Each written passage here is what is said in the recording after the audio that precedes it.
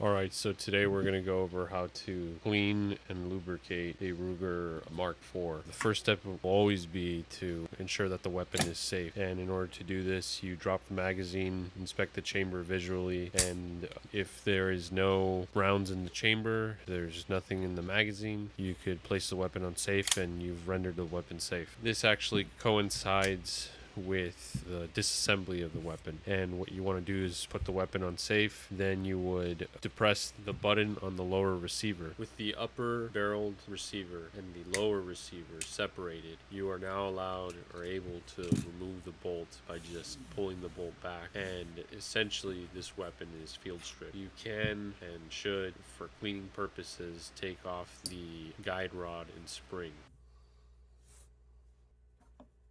For this video, I'm just going to use a regular cleaning rod with a 22 lube, a 22 brush, scissors, pick, some rags, patches, and oil and solvent.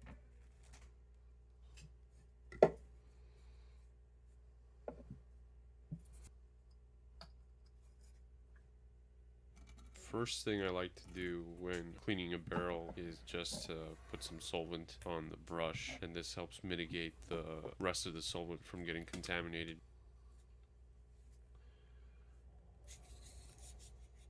When using a bore brush to clean your barrel, you want to make sure that you get the correct size brush. If you don't, then you run the risk of getting the brush and the cleaning rod stuck in the barrel, and it's not easy to take out, and it could cause damage to your barrel, and you could break your equipment as well. After brushing out your barrel, you want to switch over to your loop. Make sure that you use appropriately sized 22 patches. You could use a white cotton t-shirt to clean out your barrel. However, if you don't cut the patches correctly, you run the risk of getting the patch and your cleaning rod stuck in the barrel. So you always want to make sure that you're right on the side of caution when you run your cleaning rod through your barrel, and make sure that it moves freely with a little bit of friction, just enough to pick up whatever dirt and debris are in the barrel. If you cut your patch too big, it will get stuck and damage your barrel.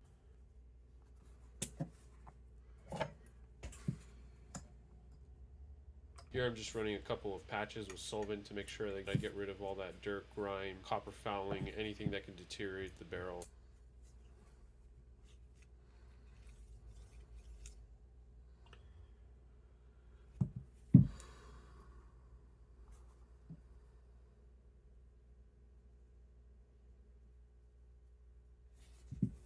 After running a couple of wet patches through the barrel, I like to run a couple of dry patches just to wipe off any of that solvent before putting a oiled patch.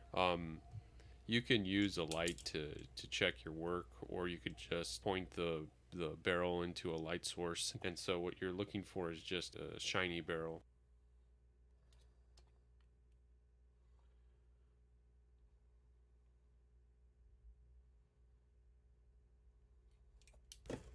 After cleaning the barrel out with the solvent, you always want to make sure that you run a couple of oiled patches through the barrel, and this will help protect the inside of your barrel from, rust in the future.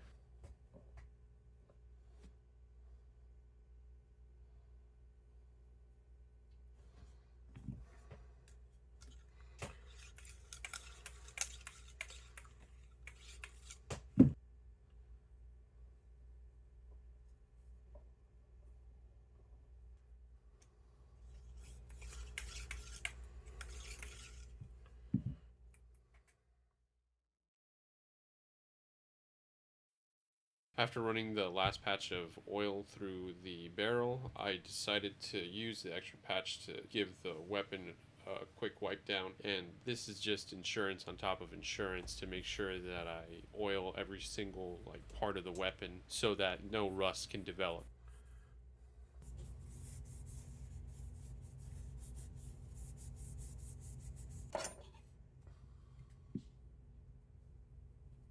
When cleaning the chamber, cleaning any gun, there's many ways to skin a cat. So I prefer to use a pick. I like to use a homemade Q-tip. And so what I do is I just get a cloth rag, I'll cut it to size, and then I'll use a pick, and I'll use that in conjunction with the rag to really wipe off or mop off any of that grime that you see in the chamber. There are other methods of doing this. You could, just use your finger, oiled rag, or you can use a brush. I'm not a fan of brushes, but in this application, I think the brush might have been better, just because that the chamber is kind of an awkward shape, and the pick is so thin that it can't really get into all those rounded surfaces.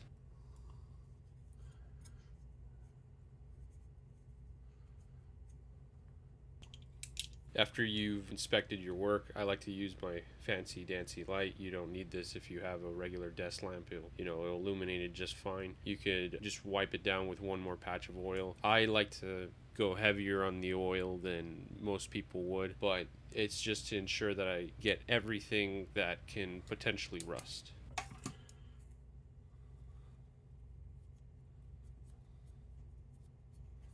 When cleaning my firearms, I really like to use just oil and not solvent, because the oil is just, it's not gonna cause any issues, whereas the solvent, if you don't wipe it off and oil it, it could cause rusting. And so that's why I like to use just oil when cleaning. I really only like to use solvent inside the barrel of the weapon, and this is just to make sure that I know that the gun isn't gonna rust.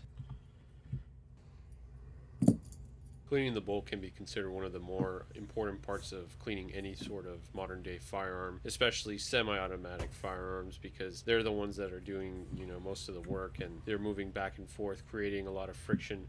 So you really want to get rid of all the dirt and grime and have it well oiled.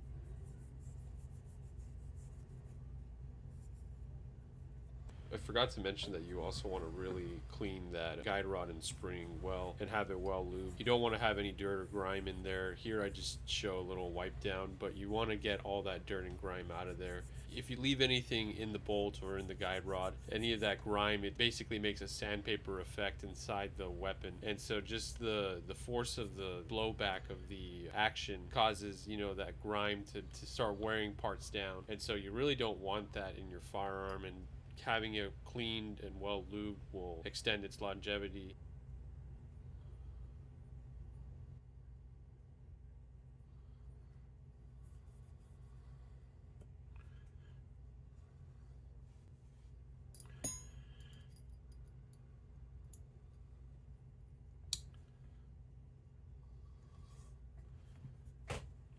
When cleaning the lower portion of the firearm, I try not to use as much oil, because if you just pour oil in there, dirt's going to collect in there. You're not going to be able to clean it. What I like to do is just, with a rag, just brush off any of that dirt that you can see. One of these days, I'll actually go in there and take the thing apart, but right now, the weapon just had some dust and a little bit of grime, and, a quick wipe down really takes off all the dirt. Once you have the gun clean, you can now begin reassembly. To reassemble the gun, you put the bolt back into the gun, make sure that the grooves of the bolt align with the rails of the receiver. To put the upper receiver back onto the lower receiver, just make sure that you align that rear pin to the hole in the upper receiver and pivot it down. Once it clicks in place and you can cycle the bolt, you know that the gun has been reassembled.